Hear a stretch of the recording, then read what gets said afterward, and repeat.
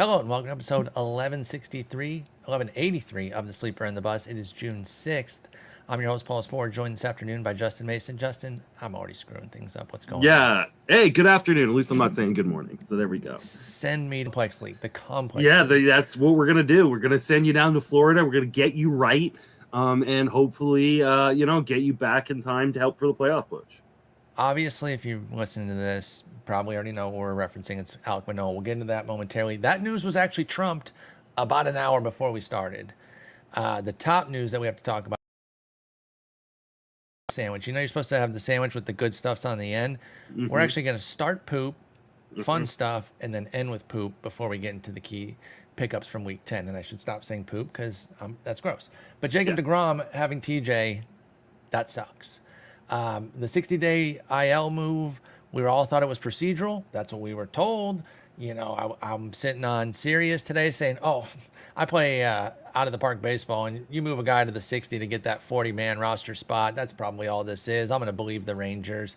And minutes after I do that spot, TJ, obviously an easy cut, but let's spin it forward, Justin. Where are you going to be on Jacob deGrom going forward? I mean, you play dynasties, you play keepers. What's his value there? You buying super low, or are you selling to get anything right now on Jacob deGrom? Well, where are you at on him right now?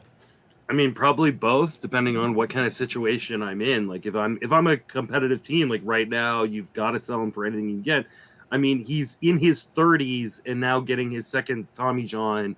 He's pretty much washed until 2025. So like it's, at this point, exactly. he's gonna miss the majority. He's gonna miss the rest of this year and the majority of next year, if not all of next year.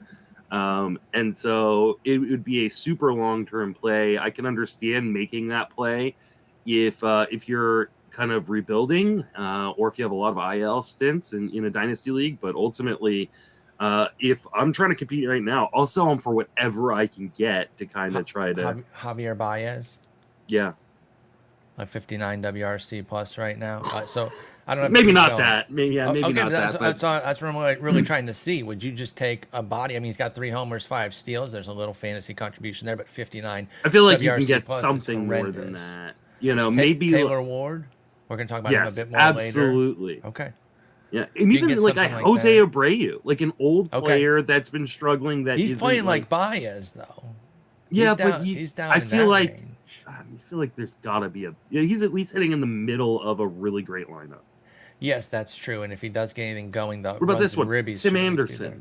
Ooh, man. Yes, I would is the answer. But as far as Tim Anderson specifically, obviously doesn't feel great right now. But I think this is a guy that you just have to kind of stick with. It's not 100% this year's Semien, but I got that same sort of vibe with Tim Anderson where I'm not going to quit him. In fact, he even has 0 homers. He doesn't have the power of Semien, but I don't believe that he's totally homerless. But he could have a light year because he never had great power to begin with on Tim Anderson. But anyway, we're out on deGrom. I'm taking anything. I really am. In a dynasty, I mean, if I can really give anything, if I could give a Baez or something, I could see myself. You said you can go both ways with it. I'm with you too. Depending on what kind of format where I'm at in the dynasty league, I could maybe take the Hail Mary, but it has to be like nothing. You have to basically be giving them away for free, or else I'm not in. I'm absolutely going to check in though in every dynasty. Might as well see how desperate. Yeah, just any dynasty league where I'm rebuilding right now, because I don't have deGrom in any dynasty league at the moment. I'm definitely checking in and being like, hey, what do you want? Jacob deGrom over/under of 0.5, 120 inning seasons the rest of his career. So does he have one? Yes, over. Okay. I hope you're right. I have no reason to want to be against him. I love watching Jacob deGrom pitch. I mean, if he pitched this well with a torn UCL, like imagine once it's actually repaired. Like I still believe. I mean, there will be the honeymoon phase, right? And so if we can get, and the honeymoon phase may last the rest of his career at this point. Well, I was gonna say those 2 years could be the rest of his career, though. But if he goes out with like back-to-back buck 80s of being deGrom, it was worth it, right? Yeah. Like even if those, I mean, he is 35 after all. Like how much is left on the clock? anyway. I think people forget sometimes that he broke out old. This might just be it, though, too, right? Like, there might not be a honeymoon phase. A TJ isn't the same. We just saw Verlander come back great from the TJ, so that's great. But it could also go the Strasburg way, right? Where it's over for him, and that's just a huge bummer. But let's talk positively on the pitching side here. Justin, Andrew Abbott debuted, dominated, and gave us yet another week. I want to say it's 10 out of 10 weeks here, depending on what your numbering structure is with that first week of games, that we're going to have a huge pitching prospect for people to bid on. Is anybody going to have any money left for Andrew Abbott? What'd you think of his first outing? I mean, you definitely saw the raw stuff like being really interesting. There was some command and control problems that led to a number of walks. He's had a lot of command issues in AAA this year that led to home runs. While the walk rate was good in AAA, it was not good in AA last year. I worry that, the one thing I don't want to see from a Cincinnati Reds pitcher is command and control problems. Because it leads directly to homers, right? Yeah, especially in Cincinnati where, anybody can get homer on Cincinnati. I'm a lot more conservative on his outlook for this season. I also want to remind people he was going up against the Brewers, and we've been stressing the Brewers are the worst team in baseball against left-handed pitching. You got to pick on them. Yeah, I mislabeled him in my SP chart as a righty. As a lefty. The matchup got even better, like you said, because Milwaukee, and they couldn't take advantage. So I did say he dominated. I was box score scouting and just going off of like one hit, no runs or whatever. But the 4 walks and only an 8% swinging strike rate, I don't think it's going to tamp bids down. People are going to see the 6 scoreless from a big strikeout stud who was a hot prospect, and the prices are going to be up. But I'm with you. I think that this could be one of the lower success ones, or maybe not that he doesn't even have like great starts of success, but that the bombs could really sting, particularly in Cincinnati for Abbott. Yeah, I mean, he's probably going to be very similar to his teammate Hunter Green and Nick Lodolo, who have, shown periods of greatness and then periods of unusability. So and the one dud wipes out 3 good ones. Yep. I mean, obviously depending how bad it is, but I call it dud. Anything for me a dud, 5 earned runs minimum, because you can't. One Manoah and you're yeah, you get Manoah, and I can't believe it. By the way, with him, with regards, and again we're going to get into it, but like it just keeps getting worse. Like yesterday's start was so bad. But more good Reds news also today. This was so maybe baseball was trying to do a good, like they call it the compliment sandwich or whatever, where you say something nice, critique, and then say something nice again. And I called it a poop sandwich earlier, but maybe MLB is doing one the right way. They had the Elly De La Cruz news that he's coming up, the Jacob deGrom news, and then maybe we'll get good news of another good call-up right before games start. But right now we got Elly De La Cruz. He's up. Another big bid coming. We haven't had as many big bid hitters. In fact, a lot of people probably have been saving their money for Elly De La Cruz. I think the easiest way to go here is to talk O'Neill Cruz, and not just because they have similar last names, but because of the super loud skills that translate very well to fantasy, but the remarkably volatile plate skills that can leave them susceptible to problems. That said, I don't want to fully rain on the Elly De La Cruz parade because I do think this could be special. How excited are you about what De La Cruz has done? I mean, there is no more like high risk, high reward prospect, I think, that is going to be coming up. I mean, except for maybe his teammate Christian Strand, who will be up probably at some point. This Reds team is going to be really, really interesting. He's already batting 4th in the lineup today. Oh man, there's a ton of power. There's speed. I'm interested to see where he's going to play defensively long term. For the Reds, especially with Encarnacion Strand coming up and Matt McCain needing to come or already being up. So, man, I mean, I think he's one of those guys, like, if you need power, this is the dude. This is the dude. Go grab, spend whatever fab you need to go get him, because you're not going to find guys who can deliver this kind of power off of the waiver wire, especially in this kind of new era of baseball. Absolutely. Elly De La Cruz could be so special off rip, or he could strike out 40% of the time. One thing I want to caution about, or at least question, because I don't want to say caution because I actually don't know the answer, and if somebody does, please hit me up. I'm wondering if the spike in walk rate, almost 2x from last year to 14%, is simply teams pitching around him, making it so obvious that anybody can take a walk. I don't know that it's legitimate growth there, so I don't want to get caught up in that. It is such a blip, and he's been so electric that I really just think teams are probably just trying to not get beaten by Elly De La Cruz. So if there is legitimacy there, I'm going to be really excited. I don't think there is. So you're looking at a 27% K rate, bunch of 30s throughout his career, low to mid-teens swinging strike rates. That's the downside with Elly De La Cruz, is that he doesn't make enough contact to be impactful. But I do agree that like there's not going to be much better coming.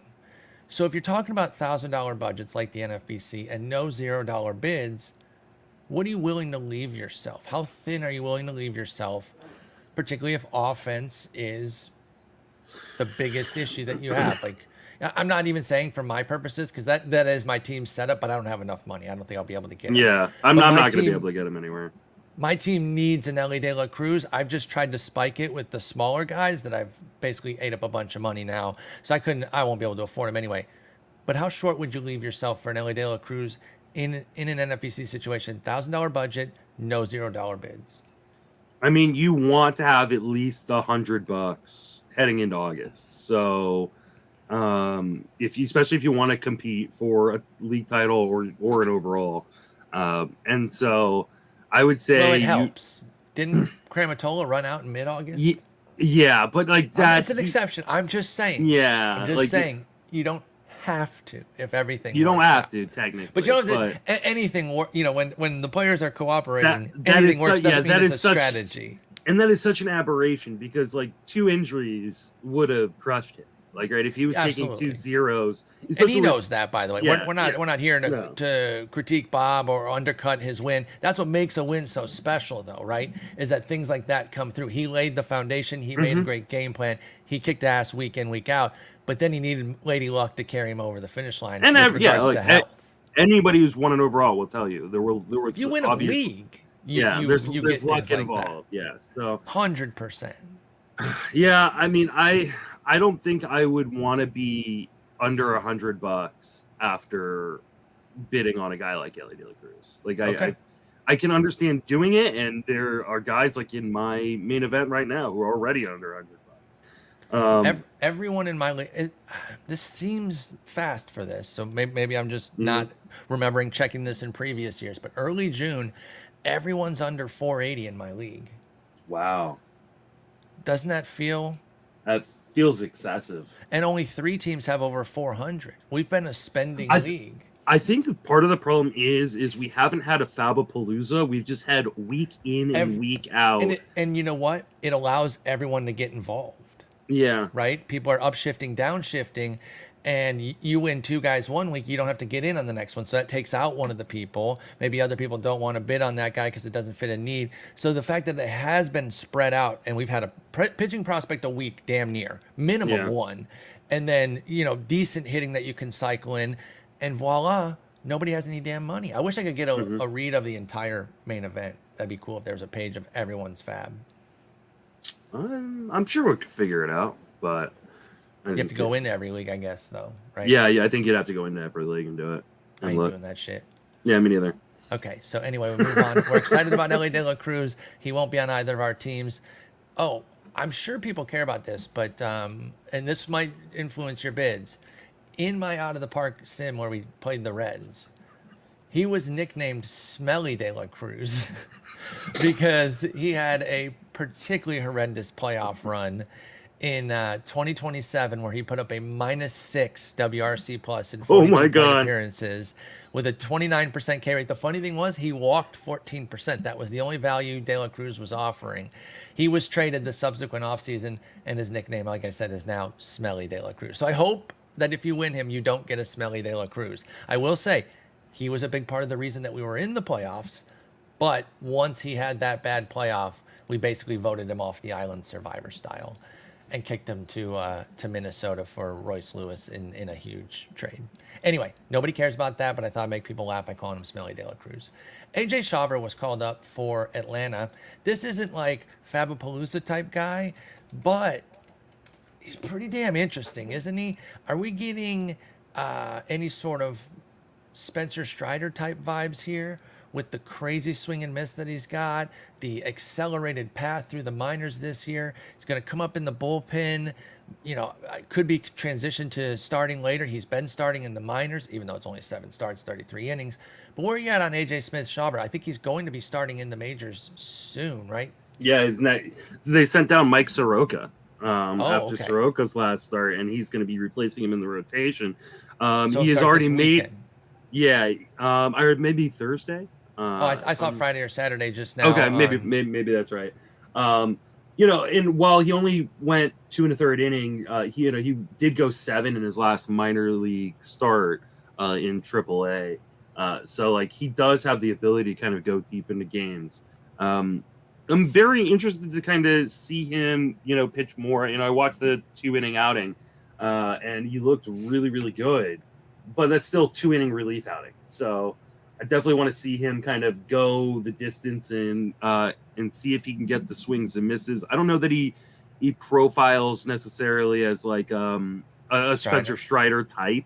Strider's like a guy with 2 elite pitches, whereas he has more of he has a little third bit pitch. Shawver does. He's got a third pitch, but none of them are elite, I don't think. So necessarily. That's fair. So he's just had some really great swing and miss coming up, but he's also a little bit Mason Miller-y, at least Mason Miller plus, let me say, because he has one stop, 2022 where he had 69 innings. That's double the pro innings that Mason Miller had. In addition to, let's see, what is that? 21, about 33 innings so far this year as well, which I think is around Mason Miller's total. So, he got about 100, 110 innings in the majors. He was just drafted in 21, though. Yeah. So it's not like Shawver's been around a long time. This is his 4th level this year. Like, he started the year in single A. So, this is really, really impressive. I don't know that I'm going to go balls to the wall on him, but he'll definitely be in some of my bids where he's still available. I'm sure he's been picked up in a number of leagues just because he's kind of a name that got brought up. Was he eligible this weekend? I believe he was, yeah. So I wasn't as in. Okay, yeah. No, he was called up on Sunday. No. He pitched on Sunday. So he was not eligible in NFBC, but he was eligible in other leagues. Yeah. Got it. There you go. So those leagues, in which most y'all play, so we're not going to discount those leagues. Probably already picked up, but make sure he was, right? He might have slipped under the radar in some of the shallower formats, especially because it looked like he was going to be relieving, and now Smith-Shawver is going to start this weekend. And if you can pick up daily, you might want to do it now before the start, because if he starts well, the price, quintuples easily. So I'm interested in Smith-Shawver, and it should be cool to see what he can do. Manoah destroyed again, sent to Complex League. Are you holding anywhere at this point? No, I don't think you could or should. I don't think you were holding before this, by the way. So I hadn't dropped him in all of my leagues as of yet, but he had been benched in all of my leagues. He is now he's single-handedly destroying me in my Gladiator League because I can't get him off of my roster in that format. So, and I'm in 3rd place, and he's just destroying me. You're imagining where you would be without that. If I had drafted you and gotten 0 stats, I'd be in 1st place in that league. I developed a new cutter. I learned the Welsh's cutter, which is elite. So now I can dominate. All right, Week 10 key pickups. Let's hit the deep leagues. Let's start. This is an NFBC specific thing because I think this guy's more available in other leagues. But Royce Lewis was a big hot pickup this week. He hadn't been drafted, of course, because he was going to be missing time. So that's why he was available in the NFBC. If you don't get drafted in cut, then you have to debut back in the majors, even if you're a guy who's already been in the majors. So he was a hot pickup. He was somebody I wanted, but I knew I couldn't afford, and it's why I know there's no universe where I'll get Smelly this week, because again, somebody's gonna go several hundred, I think, on De La Cruz in every league probably, and that's where Lewis was. Are you excited about Lewis returning for the Twins? And by the way, we should throw in, he had that crazy collision. Did you see that? Yeah. That shit hurt my neck, dude. Oh my God, just seeing it. He flips over, he lands on his head, and his neck, oh my God, just watching it really, really, really impacted me. I hated it. It really was. Imagine how it impacted him. But anyway, day to day, no concussion. Where were you on Lewis before that, and did this change your opinion with the flip? I mean, I think this is just indicative of my fears about Royce Lewis. I think Royce Lewis on a per plate appearance basis is going to be a really good player. I think he's got power, he's got speed. I think he's got a pretty darn good hit tool. And I just don't know if he can stay healthy. Like he always seems to get hurt. I mean, we got to see him, was it 2019 in Arizona That's Fall right. League when he was fantastic and then got hurt. Yeah. I'm just so afraid he's going to get hurt. And so, like, I was not in on the $200 plus bidding on Royce Lewis. One, because I can't really afford $200 plus, and two, I don't want to spend $200 plus on somebody that really potentially could not be here tomorrow. That's just so scary, and that can happen to anybody. But the risk is heightened with Lewis. Yeah. He's had so many injuries. He's 2 torn ACLs. This collision reminds me of his teammate Byron Buxton, who has a lot of parallels to exactly what you're talking about. When he also got into a collision on the bases, and you're just like, man, even the fluke stuff happens to these guys, and it's severe. It's not even just standard issue injuries that you get while playing and being active and playing a key defensive position. So thankfully it seems like he's going to be okay, but my God, that was pretty terrifying. If he's still out there, obviously pick him up. I think he's an all formats guy. I think even 10 absolutely should be having Royce Lewis. So let's move on from Lewis into our next guy, which is Josh Donaldson, back on the radar, hitting a few homers, starting to get some deep league intrigue. Are you picking him back up in shallow leagues at all? Where were you on? Were you in on Donaldson at all this weekend where he was available? I was in on him, but I didn't end up with him anywhere. He's a guy that when he plays, he's going to offer power. And with how banged up the Yankees seem to always be, like, I think he's going to play fairly regularly. So the question is, how long will he be around before he gets banged up? Because Donaldson has been unable to stay healthy for the last few years. I didn't get him anywhere only because I wasn't willing to go the extra couple bucks I needed to, but I totally understand people. If you're power deficient, he's a guy who's going to be widely available in your leagues. Yeah, that's the thing. If you need pop, like you said, you got to look at Donaldson. Seems boring, could be an easy cut. I don't think you have to go crazy too, because the name value here is probably higher than the actual value. I don't think people are going to be jamming up the bids to get Josh Donaldson. He's still going to be available in shallower formats and could play himself back into relevance. That is definitely on the table. What about Tucapita Marcano over in Pittsburgh? Kind of a like a little bit of everything type guy. Not so much power, but just like a quality player, but leading off a bunch for the Pirates. 3 homers, 4 steals, actually showing a nice little flare of power there, but not usually super powerful. So I would be surprised, honestly, if he hit like 5 more the rest of the way playing every day. But Marcano has been off to a fast start with that. The 4 for 4 on the bases, doesn't strike out. Was he on your radar at all, Tucapita Marcano?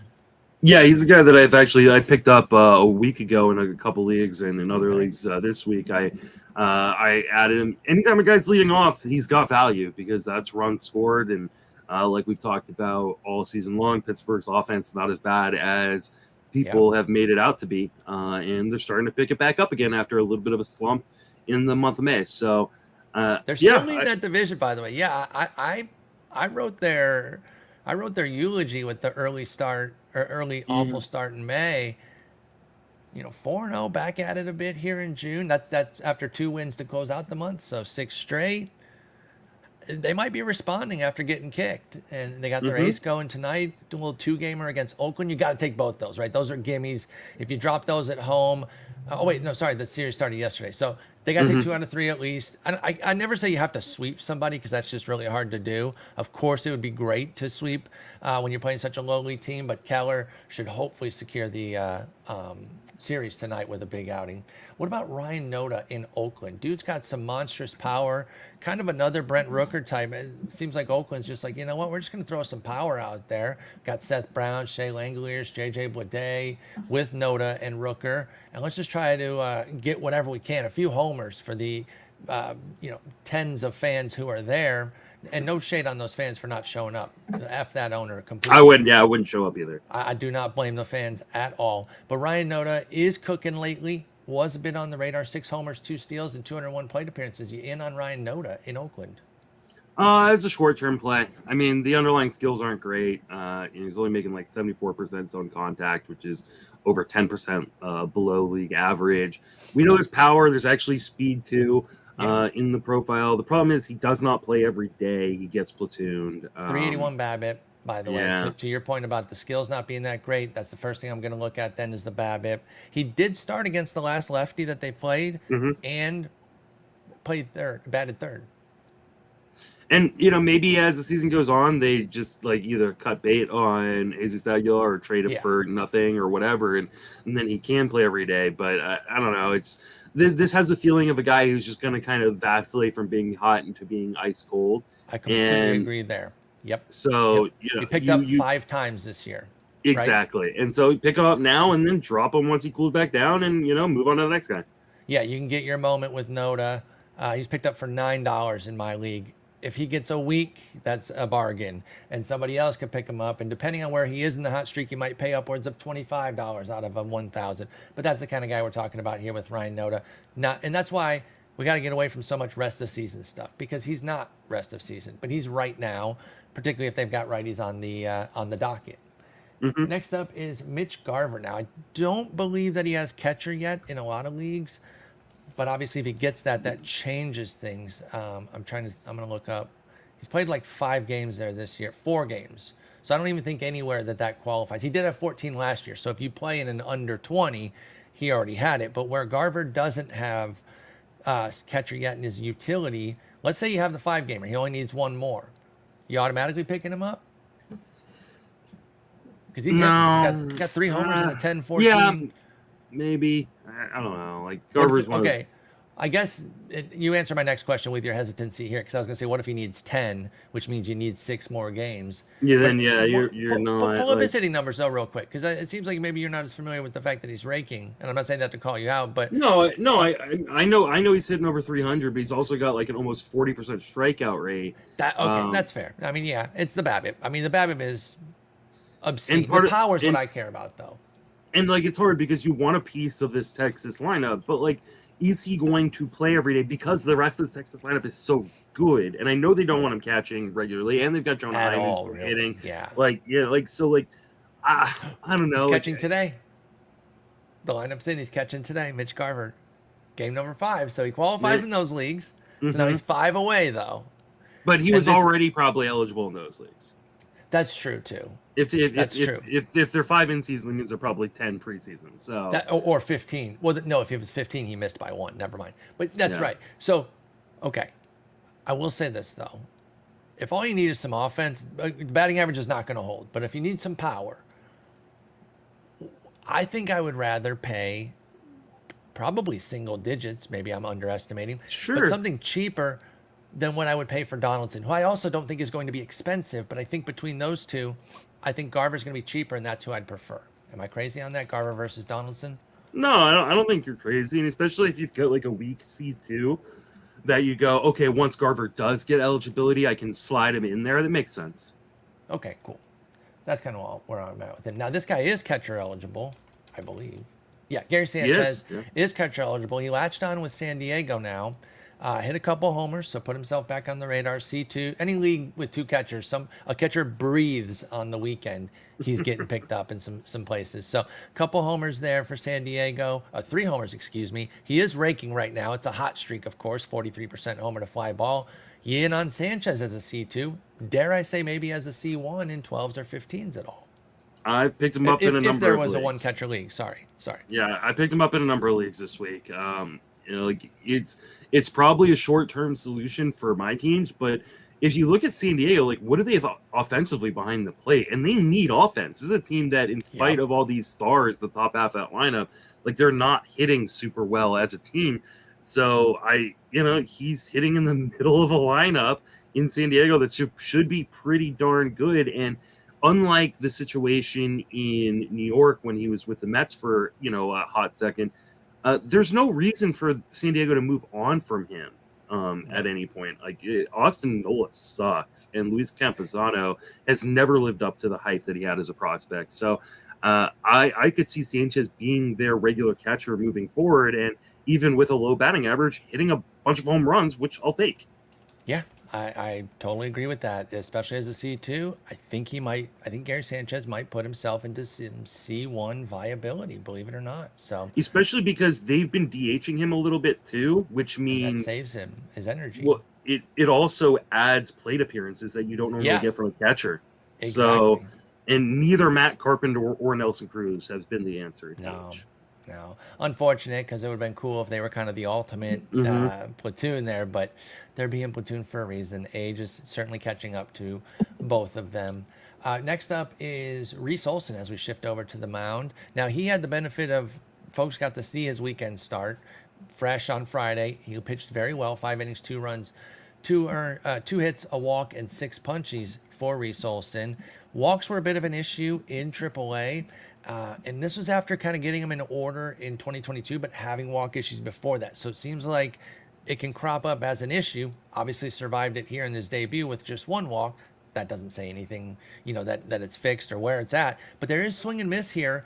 And Reese Olson could have a pretty lengthy opportunity because Eduardo Rodriguez's injury is going to be a while. And the simple fact is they don't have 5 guaranteed. Yeah. Like if Eduardo came back quickly for some reason, Wentz could easily be out for Olson, so that doesn't matter either.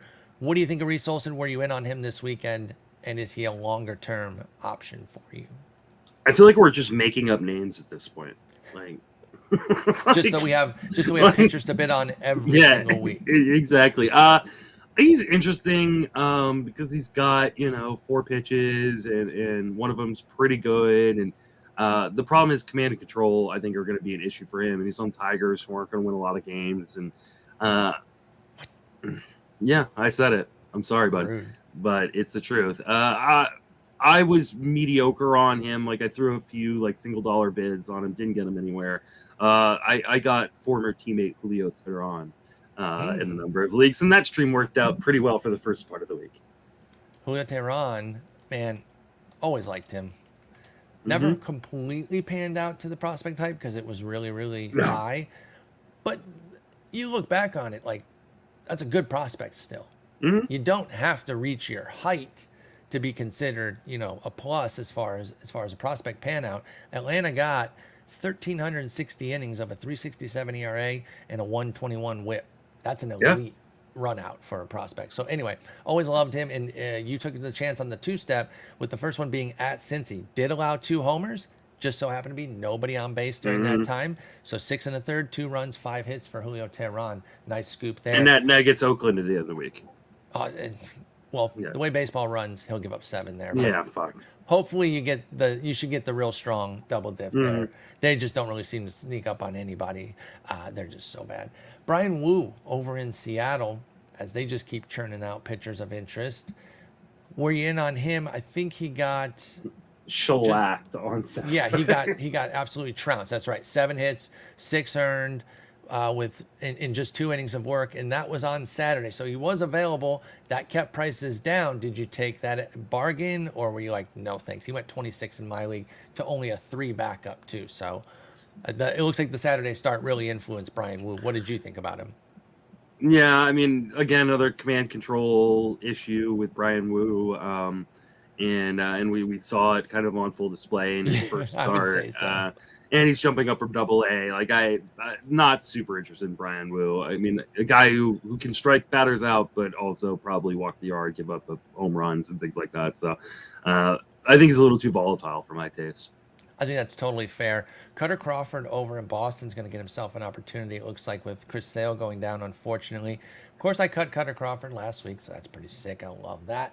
And I have Chris, not that anyone, sorry not to make it about me, but he's been really impressive. 33 2/3 innings, 348, 095. Now, most of that is in relief, so it's obviously easier, but the skills have been awesome. He's got a great fastball. And shouts to my boy Greg, who I always bring up, my Bob Sacamano, because he loves Kutter Crawford. What did you think of Crawford? Were you in on scooping him or available this weekend? I didn't get him anywhere, but I kind of wish I had. Boston seems like they're starting to commit to him in the rotation, moving older guys out of the rotation into the bullpen. So finally doing what they should have been doing a while ago. And Pavetta, long reliever too. So I think this is a really good opportunity by a guy who's got really interesting skills. I think there are times where he makes mistakes, especially in the zone. But ultimately, I think he's still kind of just learning, and I think he's going to continue to learn, and he's on a team that's going to provide plenty of run support in Boston. So I like Crawford a lot. I think he's a guy that people should be scooping on. This is kind of, I agree, by the way. This is kind of a dope rotation now. Paxton Crawford, Paxton Crawford was a player, by the way. James Paxton, Kutter Crawford, Garrett Whitlock, Tanner Houck, Brian Bayo. And if they had Sale in there over one of them, or like he'll come back and then Paxton will probably go out, so consider that like the old lefty leading it and then the 4 righties. That's kind of dope now. Whereas coming into the year, I was like, I hate their pitching so much. Now, if I'd have known they were going to commit to the youth movement, then I would have been much more interested, because now I actually quite like this. All right, Tommy Henry in Arizona. I want to say, does he have a 2-step this week? Is that he does, and that's why he has a Detroit-Washington 2-step, which is going to blow up massively in his face today, because as we've talked about, Washington is one of the best teams against left-handed pitching this year. And they don't strike out at all. And they don't strike out also. And Tommy Henry doesn't strike out anybody. So this is going to end poorly, I think, for Tommy Henry. I made a prediction on the FWFB pod last night that people were going to regret this tremendously, this pickup. So, good luck with that one. I get the thought process, but the 542 Sierra just kept screaming no go to me. And our constant talks about Washington not even being that good of a matchup. And if I recall correctly, the times that the Tigers have been doing anything of note, I want to say it's been against lefties. So you got 2 bottom teams that you're like, oh, this is a great opportunity. But when you dig a little bit deeper, you realize that the one thing that they do is actually find a little bit of success against southpaws. And this is a southpaw who's not that good in Tommy Henry. Sometimes it's better to take the 1 good start than the 2 bad, or mediocre. And this is, I think, is going to end up ending poorly for people who roster Tommy Henry. It could be rough. By the way, I do have it wrong. Well, actually, no. The Tigers were hitting lefties a while ago. They've been bad against both sides the last 30 days. So the wheels are falling. They're just bad. After a little fun run with the injury now too. All right, we're gonna actually speed run some of these shallow guys. Sorry, I babbled a little bit too much about Alek Manoah and AJ Smith-Shawver, but these shallow guys are being picked up. Let me know if you're in on them and what you think of Jesús Sánchez in Miami. Is he relevant for the shallow formats now? I think he is. I mean, as long as he's going to play regularly, we know he's got power. The problem has been playing time with him. And so if he plays regularly, I think he's going to be viable for shallow leagues. We mentioned Taylor Ward. We're both in on him to start the year. You said you'd definitely take him for Bregman, or for DeGrom rather. You good on him in shallow formats, 10s, 12s? Absolutely. I tried to grab him in the one league he became available for me, and really bummed I missed out by like $7. So, I still love him. I hope he can still have a quality season. That lineup is panning out, by the way. This guy's putting up the fantasy numbers: 6 homers, 9 steals, but 82 WRC plus for Joey Wiemer has made him volatile. People are getting back in as he heats back up. What say you about Joey Wiemer for shallower formats? I think this is a really good week to stream him. They've got a really good matchup, so against Oakland pitching. But he just swings in. Right? That was a wraparound series. Sorry. But he just swings and misses so damn much, and that's gonna make him, like you said, a volatile player. I'll never forget the description I heard of him at Arizona Fall. He plays with his hair on fire. I see that every time I watch him play. His skills scream that. Willi Castro, with Lewis returning and a few other guys actually returning, people are wondering where his playing time is going to come from, but he keeps playing, keeps hitting. Is Willi Castro mixed shallow league viable with 5 homers and 11 steals? I mean, I think he is. I picked him up in a couple leagues, but I left him on the bench because a lot of his games were versus Tampa this week. So, but I think moving forward, he's going to play pretty regularly. They're really, really beaten up, and Castro's shown, some really good skills. And I think people kind of forget he was a really interesting prospect not too long ago with your Tigers. So, and he was a 2020 gem. It was that shallow season, of course, so it's not a year, but he was showing some things there. Obviously, he was riding a very high BABIP too, 448, which is obscene. But as far as like showing a little bit of punch, he actually didn't show his speed that during those 36 games. But he's always had a little bit of speed, and he could be pretty interesting right now. I should have paired Owen Miller with Wiemer since they're both on the same team, but Miller has 4 homers, 8 steals, and a 125 WRC plus now. Kind of liked him a bit last year when he got some things going, but it didn't really pan out for Cleveland. Now, here in Milwaukee, is he putting some things together that are worthwhile, or is it just a hot BABIP with a 356 for Owen Miller? I think there is some legitimacy to this. My only question becomes, like, what does the playing time look like as they start to get healthy? Luis Urias is now back. Willy Adames is supposed to be back here shortly. It's going to become a more crowded situation, especially if Joey Wiemer continues to, improve. Like, where is Owen Miller going to play regularly? That being said, they've been batting high up in the lineup, and so it'd be weird to go from batting first and second to on the bench. To not playing, yeah. Yeah, so I think he will probably get to play as long as he's hitting well, and he's hitting well right now. Yeah, I think he can keep his job by continuing to perform well, and I do think it makes him mixed league or shallow league viable. Nolan Jones out in Colorado. Anytime there's a piece of Colorado, people are going to have some intrigue. Is there enough for these shallower formats to get involved, though? I think they're going to be home for at least part of the week. The full week. The whole week. Yeah, the whole week. Yeah, I think it's more of a matter of a home stream right here. I like Nolan Jones, but the Rockies don't seem to. So, I don't trust. Young. Yeah, I don't trust that they're going to let him continue to play. But, if he hits well, they may not have any other option but to just give him an opportunity. So, I think you stream him for now and then, kind of play things by ear. Adam Duvall's on rehab right now, coming back from that injury after that amazing hot start. You scooping him up where he was cut in shallower formats right now in anticipation of a return? If you need power, I don't know if there's going to be a whole lot of other great power options like that you can get for fairly affordable. Instead of spending $200 on Elly De La Cruz, you might want to just spend, a few bucks on Adam Duvall. Great call. Your boys brought up Patrick Bailey, a switch hitting catcher that I really like. He's hit the ground running, so that puts him on the radar for at least 2 catcher leagues. He has dreadful skills right now, 33% K, 2% walk in his 52 plate appearances. But is Patrick Bailey a 2-catcher option in 12s and below? I think he is for now, but at the moment Joey Bart comes back, I think he goes back down to the minors. So it seems that way. Yeah, and they're getting healthy too. Jock Peterson back, Thairo Estrada back. This is now becoming a more crowded situation where he can't get those plate appearances in other places. I imagine folks did not think that Michael Soroka would be sent down when they were picking him up in shallow leagues this weekend. So we know that you're not going to co-sign that. Would you pick him up in deeper leagues where he gets cut because of this? No. Okay, that's fair. Clarke Schmidt making his way back into the shallow pool because things are finally working for him. He's shown flashes throughout the year, but constantly couldn't avoid the blow-up inning. He's finally doing that, stringing 3 good ones together and 5 out of 6, with May putting up a 3.52 ERA and a 2.73 FIP, 33 Ks and 30 2/3. You in on the Clarke Schmidt train for shallow formats? I think you got to until he kind of comes back down to earth. He's been really, really good over his last few starts. Gets a 2-step this week, so I think that's one of the reasons why he was a popular pickup. But yeah, we're finally starting to see that kind of promise that everybody drafted him for and then had to drop him when he didn't deliver on. So yeah, I like Clarke Schmidt. You got to stick with guys like that sometimes. I'm not saying you have to hold them, but you got to keep those guys in your mind that if they do turn it around, you jump back in. Trevor Rogers is kind of the hitting or pitching version of Duvall, only in that he's on rehab. His skills weren't that great when he left, but he was better than he was last year. 4 ERA, 122 whip. You picking up Trevor Rogers in shallow formats in anticipation of his return. Yeah, reportedly just had an amazing last rehab start.